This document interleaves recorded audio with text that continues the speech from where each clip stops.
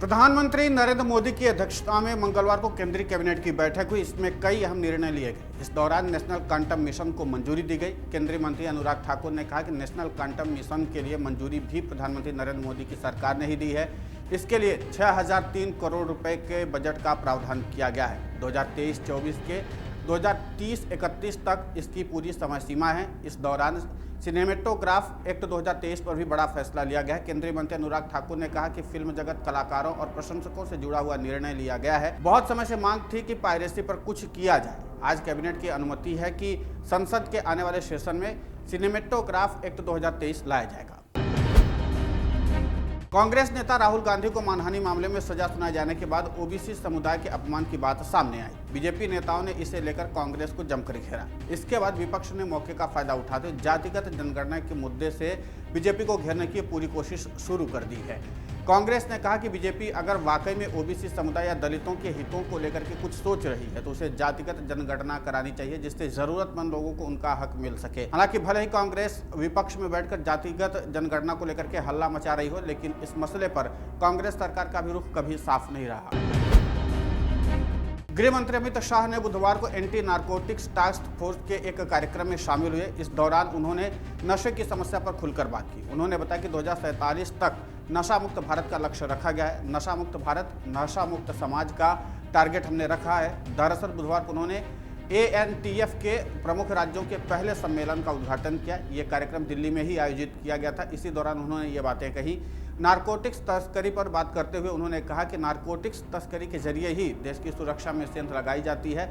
ऐसे में आने वाली पीढ़ी की भलाई के लिए इस समस्या को दूर करने की कोशिश की जा रही है। इस दौरान गृह मंत्री अमित शाह ने ड्रग्स का सेवन करने वाले लोगों को विक्टिम बताया और इसका कारोबार करने वालों को असली गुनहगार। उन्होंने सलाह देते हुए कहा कि इस बात को समझते हुए रुथलेस ढंग से इस मामले से निपटना होगा, तभी नारकोटिक्स के खिलाफ लड़ाई हम जीत पाएंगे।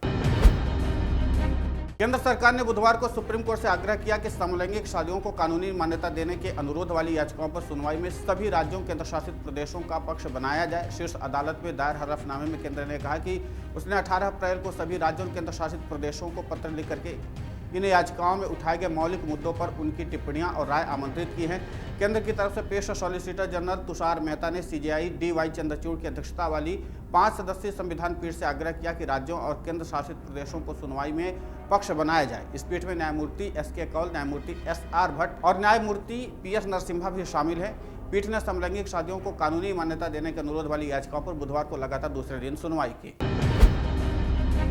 चीन के साथ चले सीमा विवाद और वास्तविक नियंत्रण रेखा पर कुछ चीनी गतिविधियों के बीच रक्षा मंत्री राजनाथ सिंह ने बुधवार को सेना कमांडरों के सम्मेलन को संबोधित किया। सेना के अधिकारियों ने कहा कि Rajnath Singh chief of defence staff Anil Chauhan सम्मेलन में एकीकरण और संयुक्त बढ़ाने की दिशा में अपने विचार रख सकते हैं। 17 से 21 अप्रैल के बीच सम्मेलन के दौरान कमांडर से पूर्वी लद्दाख में 3 साल की सीमा रेखा के मद्देनजर वास्तविक नियंत्रण रेखा पर समग्र स्थिति व्यापक समीक्षा करने की उम्मीद है। सेना के अधिकारी ने कहा कि सेना कमांडरों के सम्मेलन में देश और उसके आसपास की मौजूदा सुरक्षा स्थिति पर भी चर्चा होने की उम्मीद है।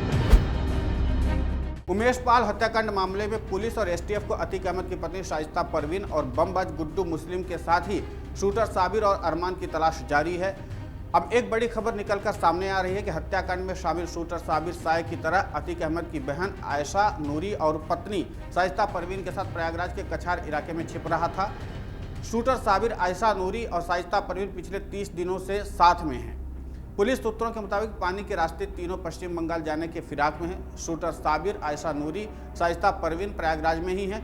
तीनों की लोकेशन बार बार बदल रही। कौशाम्बी के कछार के इलाके में तीनों के होने की आशंका है। इतना ही नहीं, आयशा, शाइस्ता के साथ आधे दर्जन से ज़्यादा महिलाएं भी हैं जो हमेशा बुर्का पहनकर दोनों के साथ रहती हैं। प्रयागराज की CJM कोर्ट ने अतीक अहमद और उसके भाई अशरफ की हत्या के तीनों आरोपियों की पुलिस रिमांड मंजूर कर ली है। तीनों आरोपियों को 4 दिन की पुलिस कस्टडी में भेजा गया। हालांकि SIT ने 7 दिनों की रिमांड मांगी थी, लेकिन कोर्ट ने 4 दिनों की ही मंजूरी दी है।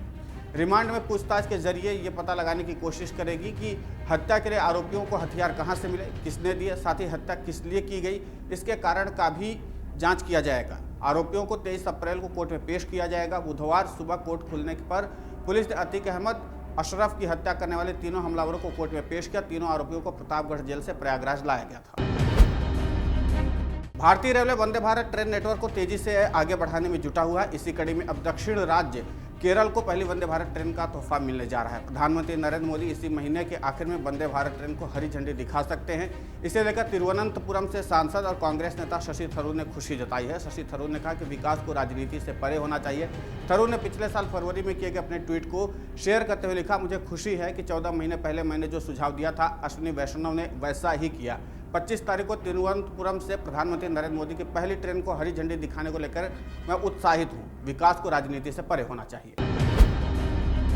पश्चिम बंगाल में इस वक्त शारदा चिटफंड और बहुचर्चित शिक्षक भर्ती घोटाला मामले को लेकर के राजनीतिक माहौल गर्म है। बीजेपी लगातार टीएमसी पर निशाना साध रही है। अब बीजेपी नेता शुभेंदु अधिकारी ने शारदा चिटफंड घोटाले में मुख्यमंत्री ममता बनर्जी के खिलाफ जांच की मांग की है। इससे पहले भी उन्होंने इस मामले पर प्रधानमंत्री मोदी को खत लिख करके सीएम ममता के खिलाफ कार्रवाई की मांग की थी। टीएमसी के राष्ट्रीय महासचिव अभिषेक बनर्जी को केंद्रीय जांच ब्यूरो की तरफ से जारी एक ताजा नोटिस पर प्रतिक्रिया देते हुए अधिकारी ने एजेंसी की कार्रवाई को तत्काल और सक्रिय बताया। दरअसल सीबीआई ने अभिषेक बनर्जी को राज्य में शिक्षक भर्ती घोटाला मामले में एजेंसी के सामने पेश होने को कहा था। हालांकि अभिषेक बनर्जी के ट्वीट के बाद फिर से एक नोटिस भेजते हुए सुप्रीम कोर्ट की सुनवाई तक इसे रोक दिया गया है। माफिया अतीक अहमद और उसके भाई अशरफ की हत्या का मामला भी शांत भी नहीं हो पाया है कि कांग्रेस से पार्षद प्रत्याशी राजकुमार सिंह उर्फ रज्जू ने नया विवाद खड़ा कर दिया है। कांग्रेस नेता राजकुमार ने अतीक अहमद को शहीद बताया है। अतीक अहमद को भारत रत्न दिए जाने की मांग करते हुए कहा कि अतीक शहीद हुआ है। उनका यह बयान तेजी से सोशल मीडिया पर वायरल हो रहा है। उधर पार्टी ने मामले का संज्ञान लेते हुए राजकुमार सिंह को पार्टी से 6 वर्षों के लिए निष्कासित कर दिया। राजकुमार ने अपने बयान से पूरे मामले को लेकर के यूपी सरकार पर आरोप लगाए हैं। साथ ही कहा कि दिवंगत सपा संरक्षक मुलायम सिंह यादव को पद्म विभूषण सम्मान मिल सकता है तो अतीक को क्यों नहीं सम्मानित किया जाना चाहिए। इस बयान के बाद हरकत में आई कांग्रेस पार्टी ने राजकुमार सिंह को पार्टी से बाहर का रास्ता दिखा दिया है।